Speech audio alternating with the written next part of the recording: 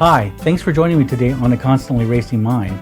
My name is Rob, and my channel here is devoted to props, cosplay, film, prop culture. And today, as I'm starting, I told my wife I was going to be starting an Indiana Jones collection, and a while back I was able to get my first piece, which was an Indiana Jones satchel bag, and now I'm getting my second piece of my collection of Indiana Jones memorabilia, if you will.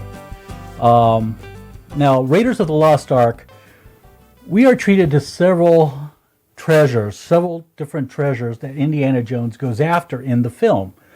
The first, of course, is the fertility goddess that he opens the film. The third, really, is the Ark of the Covenant itself, Raiders of the Lost Ark, the Ark of the Covenant, the container of which Moses put the Ten Commandments in after he left Mount Sinai with them, after he broke them up, and they put them inside, the Israelites put them inside and carried it around the desert until they got into the Promised Land 40 years later. Now, what we're going to concern ourselves here is the staff headpiece of Ra, or a headpiece of the staff of Ra, I should say.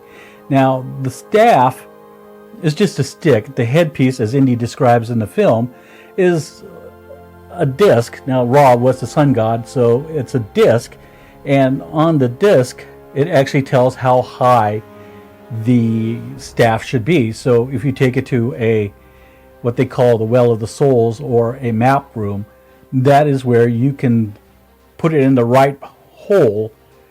You can actually figure out where in the town or the city of Tanis that the actual Ark of the Covenant is hidden.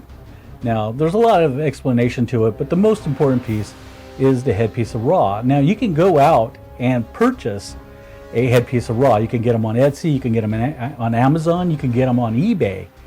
They all run around $50 for an actual metallic piece, gold-plated. You can get them resin made, you can paint them yourself, you can print them off on a 3D printer. I purchased mine off Etsy. I like a lot of the artists there, and I like to support them. And so what we're going to be opening up today is the headpiece of Ra. So let's take a look. Raiders of the Lost Ark is one of my favorite movies and franchises, and to understand how the staff of Ra fits into the whole plot line, here's what happened. After failing to obtain the Chachapoyan fertility idol after Belloc took it from him in South America, our hero, Indiana Jones, returns to Marshall College, where he teaches. Marcus Brody, the curator of the National Museum, comes to fetch him from his class to meet with two Army intelligence officers who want to question Indy about his old mentor, Abner Ravenwood. Now, in between 1935 and 1945, Heinrich Himmler, the Reichsfuhrer of the SS, established the Ahnenerbe, a think tank in Nazi Germany that was attached to the SS and was devoted to promoting the racial doctrines espoused by Adolf Hitler and the Nazi Party.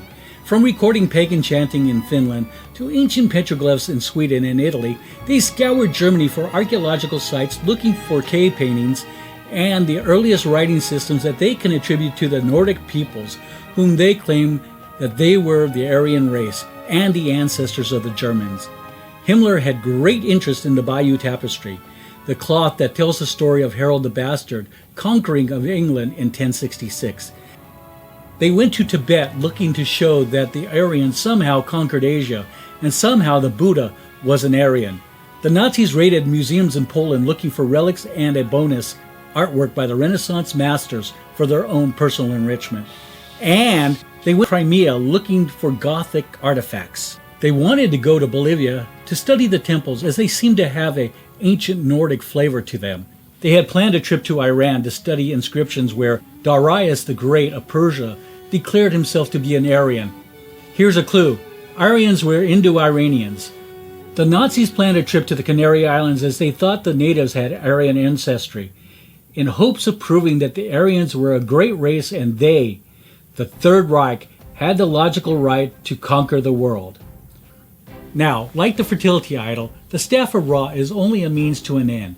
First, to reunite Indy and his former love, Marion Ravenwood, and to move our hero to the vicinity of the actual goal, the Ark of the Covenant. In the 10th century BC, it is a period of civil war. Jeroboam, the first king of the northern kingdom of Israel, is in league with Shishak, also known as Shoshank I, Pharaoh of Egypt.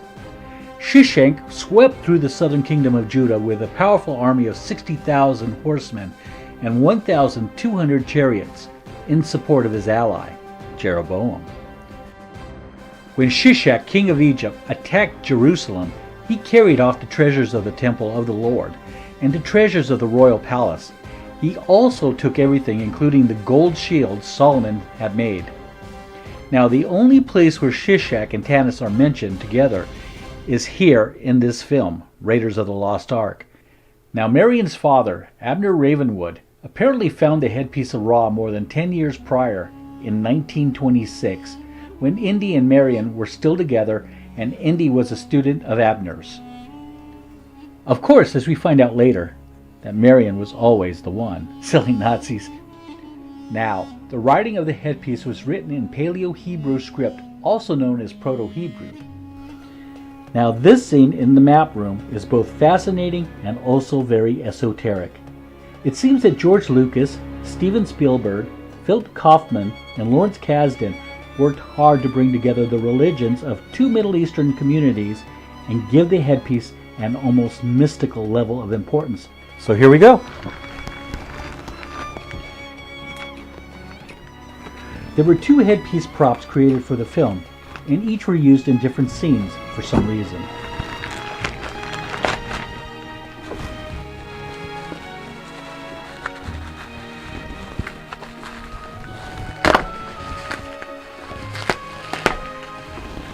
Now, according to IndyGear.com, the design seemed to be based on a pair of earrings that featured the bird sculpture with large wings.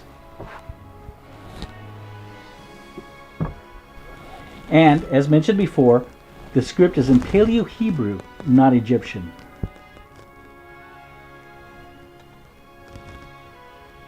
And 1 cubit from upon, to sanctify, to honor Yahweh and the abode. This side contains the warning to not to disturb the ark. Now, according to the Bible, anyone who touched the ark usually died. Now, the center stone is red, probably supposedly a ruby, but in actuality, the prop actually had an amber piece inset into the eye of the bird. Well, I hope you liked this video. If you did, please give me a like. Also, hit the notification button to know when more of my videos are out. And also, please subscribe. Thank you for watching, and stay safe.